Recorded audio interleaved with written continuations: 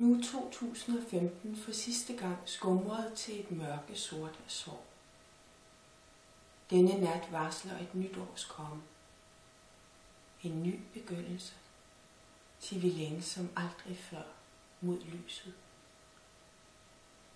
12 minutter er vi tilstået. Klemt ind mellem Livgarden, og det er et yndigt land, til en nytårstale, hvor vi intet reelt må sige. For et røgslør af mørke indhyldede det gamle år. Nu frygter vi, det også dæmpede vores tavse brag af håb, mellem de linjer, der allernådigst undslap censuren fra embedsmænd og hofdamer. Så I ikke hørte, hvor vi besang den ytringsfrihed, der mere end nogensinde er det, vi ønsker skal gælde for alle. Blot gælder den ikke for os. Snart er det for sent. I året og i vores egne liv for sent på alle måder at ændre verdens gang. Så før de harnisk klædte kæmper hviler deres bene, må vi med rene ord for apanagen springe vores royale ordbombe under et system og et land, vi ikke længere kan eller vil omtale som yndigt, og med dette selv springe frie ind i det nye år som I. For også en dronning har brug for en ny begyndelse. Vi lægger derfor nu vores sande, ucensurerede nytårstale til året 2016, så lyset kan vinde, så mørket kan vende, udslukkes og dø. Det er vort valg. Bang. For valg kendetegner livet. Og i det gamle år havde I to, der i mere end en uforstand belyste demokratiets styrke og svaghed. I det første valg blev vundet af en lille bilagsfuskermand, der reelt tabte, i det både han og hans parti nu er langt nede under lavmålet. Det andet valg var et valg, hvor I skulle stemme om noget, I allerede en gang havde stemt nej til, og selvom I stemte som aldrig før, for I nu at vide, at I stemte forkert, selvom I ikke måtte stemme om det allervigtigste. En fælles flygtninge- og integrationspolitik for Europa. For det var et yndigt land. Nu står vi med tomme hænder, nøgne, og har lugtet lunden. For efter det første valg sagde det jo bang. Da champagnepropperne sprang for en finanslov, der bombede alt bæredygtig udvikling af både samfundet, miljøet og den enkelte tilbage til feudaltiden, hvor man usmageligt fejrede, at de fattigste og dårligst stillede, både herhjemme og langt herfra, nu skulle udstilles endnu ringere, hvor man skålede på, at de, der har, skal mindre topskat gives og køre ud af sidesporet i endnu større biler. Man bugtede sig i tomme ordleje, for at alt skulle glide ned som østers ære. Omdøbte oldnordiske tankegange til moderne kontanthjælpsloft, slog hovedet under armen på sømmet, da man kaldte et kommunalt dræn for omprioriteringsbidrag, udnævnte miljøsvineri til vækstplan, og med de ældre tissede i bukserne under betegnelsen værdighedsmilliard. Med en tilladelse til næsten at hælde sort direkte i Salten Østerstrand, mellem nybygninger og skæmmende turistfælder, hev man bang proppen ud til grundvandet, druknede alt fra COP21 og kaldte det at have sit på det tørre for grøn realisme. Det er det rene gylde, siger vi med majestætisk vrede. Vores selvvalgte ulykkesordsmede svarer os i kor fra juleferien med pension, at alt skete under mottoet det skal kunne betale sig at arbejde. Men også de synger jo. Hild hver en danne borger, som virker hvad han kan. Vi tror på jer. Vi ser, I virker alt det, I hver især kan. Men fra vort elfenbenstårn hørte vi kun alt for tydeligt og trist, at det sagde bang. Da de med dette smækkede døren til fællesskabet i, døve blev de selv af drønet fra det humane underskud, der får sammenhængslerne til at knirke og knage, mens tungere og tungere døren bliver at åbne i vor helt egen op ad Bakkedal.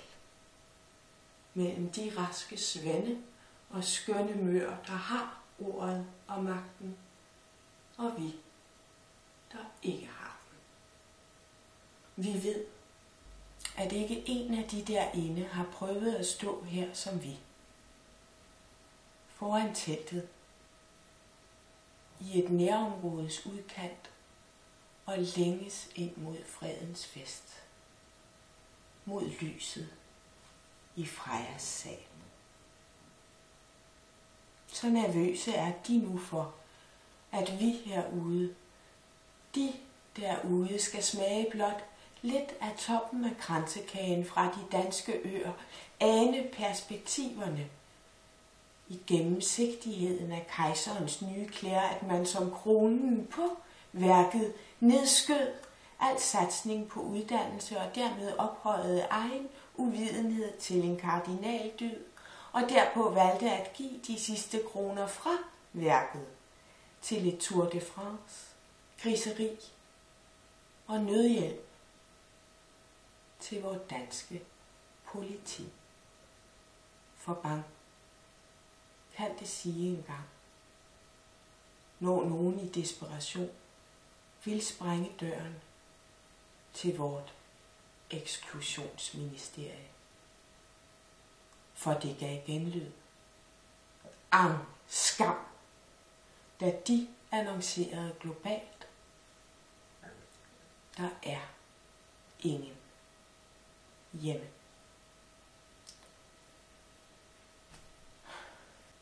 Men strammer de, forløser vi verdens fortælling. For engang så er det jo Big Bang.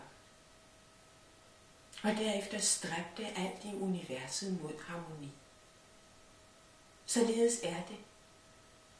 Om ulighed regerer lige her og i verden omkring os, opstår en menneskelig stormflod, der ridende på afmægtighedens naturlovsbølge, håbefyldt og desperat, blot ønsker at kunne slukke tørsten som vi, fra champagnebæret, der flyder over, mens vi blindt træder vande i bøgens spejling. Mørkt er det blevet sagt fra borgen. Vi skal acceptere civile tab. Vi svarer med lys. Nej, det skal vi aldrig.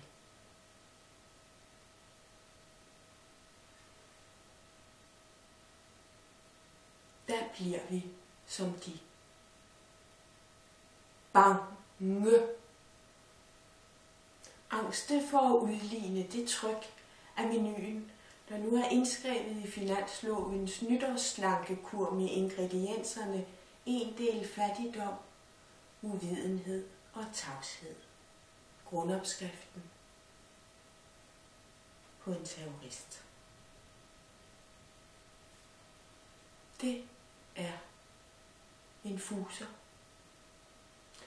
Til i vores skælende øjne er ytringsfrihed ikke at trykke bang. Du er dum, blot fordi man kan, men indebærer pligten til, før man tegner, at forestille sig alt det i den andens tro og verden, på den anden side døren, i det andet hjerte, der for os er ukendt land. Ellers udstiller vi blot vor egen arrogance i et glashus skabt af håndens bagtagsten. Hvor vi er født. Skæbne tilfældigt bestemt. Uendeligt kongerige. Så før det er for sent, sprænger vi nu forbilledligt rammerne for vores beføjelser, for vi er jo kunstnere, og vi vil krystalklart oplyse og i jublende storheds vanvid overdøve knaldet fra de låg, der lukker kommissioner og kasser og åbne. Marienlyst at huse. Alle hjemløse, når de vil. I kan komme og gå, men hjertevarme må ingen mangle, ej heller vort grønlandske broderfolk, så længe vi er dronning. Og aldrig mere brakvand ud af ørerne, men ud og dannelse. Kom alle naturfredningsforeninger ind til Marselisborg. Enlige fædre og mødre. Nedskudt af gennemhullede dagpengereformer. Vi har overskud på Gråsten. Og ensomhedens stilhed voksede i mørket. I det nye år vil vi sprænge den med denne salut. At I alene kom. I skal feste i flok i vores sal. I, der ligger på de overfyldte sygehuses gange, rulle straks til Eremitagens ægte rummelighed. Barsler I trængsel? Kommer fød på Rosenborg. Vi gør blot plads mellem kronjuvelerne, at rigets virkelige arvinger kan blive født med en sølvske i munden. Lad møgeltønder indramme vort sande grå guld med al den værdighed, de fortjener, og Kronborgs kanoner kan tæppebombe landet med skarpe skud af gratis kunst til alle, der tør tænke nye tanker om sommeren, forvandles til feriepalads for kraftramte, udsatte børn og unge, og vores hvide karetter kan køre som fri offentlig transport, at vi alle år altid kan synge. Løbet står så grønt, vi fyrer alt krudtet af. Vi omlægger drøt og fædre land helt økologisk. Før det er for sent. Ved vi puster til ilden nu. Der om det andet valg, vi endnu mangler at nytårstale. For vi lyttede så angste, da det sidste sorte år sagde bang. I København, Paris og Bruxelles.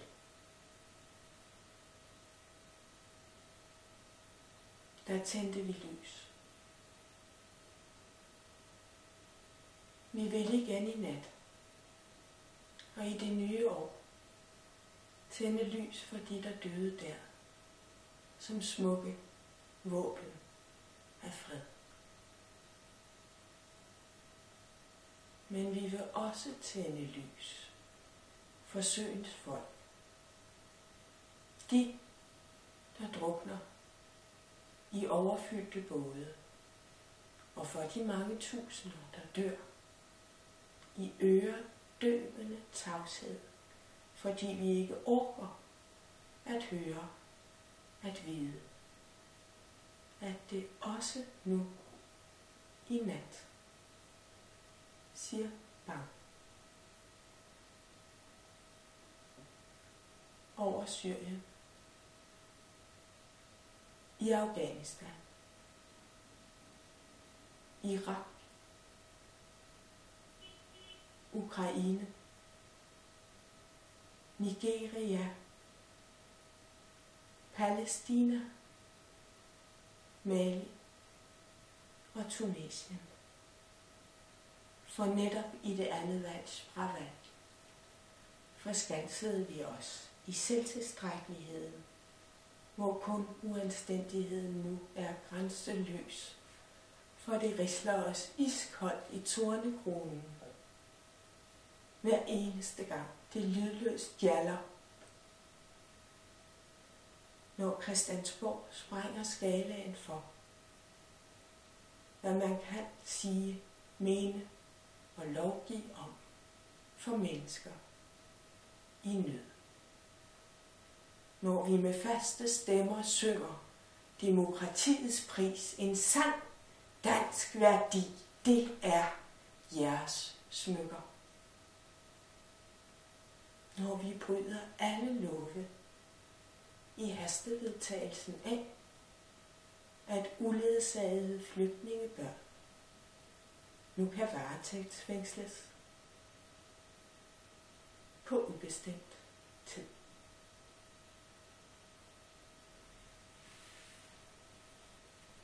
Vi melder kongehus forbi ved at rulle den røde løber ud og give det Amalienborg til asylcenter. For det må aldrig blive for sent. I kærlighed at vende strømmen, vende lyset og bordbombe købene af de nye fly til vort forsvar, der aldrig spørger og i vort hjerte rider slag, trygge frihed. Alle milliarderne til fred. Voilà! Det er det valg, I stadig i det nye år kan tage. Da kroner har værdi, fordi vi tror på dem. Mennesker har værdi, fordi de er os. Vi. Ja. Alle de aparte, de psykisk syge, de handicappede, det nye år beviste ikke måtte være i Folketinget. Kun rigtige idioter er der plads til.